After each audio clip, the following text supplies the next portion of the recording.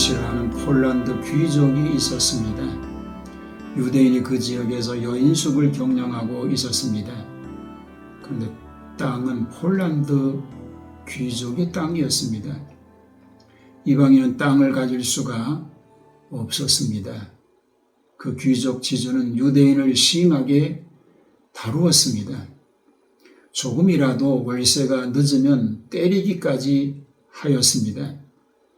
추운 겨울밤에 아내와 아이들을 바깥으로 쫓아내기도 했습니다. 생각다 못해 그는 랍비에게 조언을 구하려고 생각하였습니다. 그래서 먼 곳까지 말을 타고 달렸습니다. 랍비를 만나서 사정 이야기를 하면서 말했습니다. 저에게 방법을 가르쳐 주세요. 이런 때는 어떻게 하여야 할까요? 제 목숨을 구해 주세요. 저는 더 이상 무슨 일을 해야 할지 모르겠습니다. 그 하만 같은 지주가 저를 무덤까지 몰고 가고 있습니다. 이제 제게는 해결책이라곤 단 한 가지밖에 없습니다. 바로 랍비님의 기적적인 능력으로 그를 죽게 하는 것뿐입니다. 랍비는 실망스러운 표정을 지으며 말했습니다. 아들아, 그 일은 너무 어렵구나. 죽게까지 하는 것은 가혹하다. 그리고서야 유대인이 자기 아들이라고 불릴 수 있겠니? 너의 지주도 너나 나처럼 사람인데 말이다. 간청하던 사람은 화를 내며 코웃음쳤습니다. 그가 사람이라고요? 랍비님, 그처럼 사람들을 괴롭히는 놈은 짐승이나 다름없어요. 그는 코를 콩콩 내면서 곧 저를 죽일 것입니다. 랍비는 한숨을 쉬면서 동의를 표했습니다. 그리고 하나님과 대화하기 위하여 개인 연구실로 들어갔습니다. 랍비는 다시 나와 말했습니다.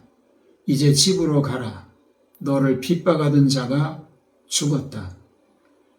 여인숙 주인은 이런 기적과 같은 소식을 듣고 뛸 듯이 기뻐하면서 집을 향해 출발했습니다. 그러나 도중에 갑자기 불안한 마음이 들었습니다. 그는 스스로 물었습니다. 내가 과연 지주에게 죽음을 내려달라고 랍비에게 부탁하는 것이 현명한 일이었을까? 그것으로 내가 얻는 것이 무엇일까? 지금 파리에 있는 그의 아들이 아버지의 사망 소식을 들었다면 집으로 서둘러 와서 땅을 차지할 것이다. 그런 경우 그가 만약 아버지보다 더 악독하다면 나에게는 형편이 더 좋지 않게 될 것이다. 그렇게 되면 나는 끝장이다. 그는 마차를 되돌렸습니다. 말에 채찍질을 가하여 랍비에게로 돌아가 크게 소리쳤습니다. 랍비님, 저는 랍비님에게 지주를 죽게 해달라고 하지 말았어야 합니다. 제가 잘못했습니다. 아주 끔찍한 잘못이었습니다. 만약 그가 하만처럼 악하다면 그의 아들은 죽음의 천사와 같을 것입니다.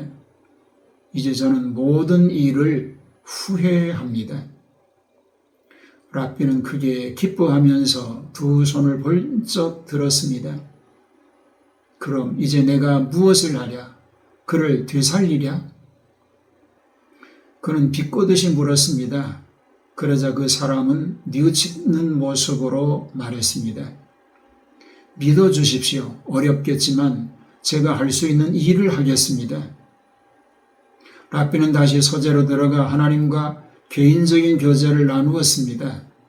랍비가 다시 모습을 보였을 때 기쁜 표정으로 말했습니다. 집으로 돌아가도 좋다. 너의 지주는 다시 살아났다. 여인숙 주인은 감사의 기도를 드리고 나서 마차에 올라 집으로 달려갔습니다. 집에 도착했을 때 그는 지주가 아무 일도 없었던 것처럼 원기왕성한 모습으로 걸어다니는 모습을 보고는 아주 기뻐했습니다. 이 이야기는 한 유대인이 자신의 지주에게 극심한 고통을 당하다가 랍비에게 도움을 청하는 과정을 통해 전개됩니다. 처음에는 지주를 죽게 해달라고 간청했지만 결국 그로 인해 더 큰 불행이 올 수 있다는 것을 깨닫게 됩니다. 우리는 종종 고통과 불공정한 대우를 당할 때 복수나 극단적인 해결책을 생각하게 됩니다. 그러나 진정한 해결책은 상대방을 이해하고 용서하는 것입니다. 랍비는 유대인에게 지주를 죽게 하는 것이 아니라 더 나은 길을 찾도록 이끌어 주었습니다. 이는 우리에게 중요한 교훈을 줍니다. 그렇습니다. 상대방의 악행에 대한 복수는 결국 우리 자신에게도 해가 될 수 있습니다. 용서와 자비는 때로 어려운 결정이지만 그것이 진정한 힘임을 잊지 말아야 합니다. 어려운 상황 속에서 상대방을 이해하고 용서하는 길을 선택하시길 바랍니다. 감사합니다.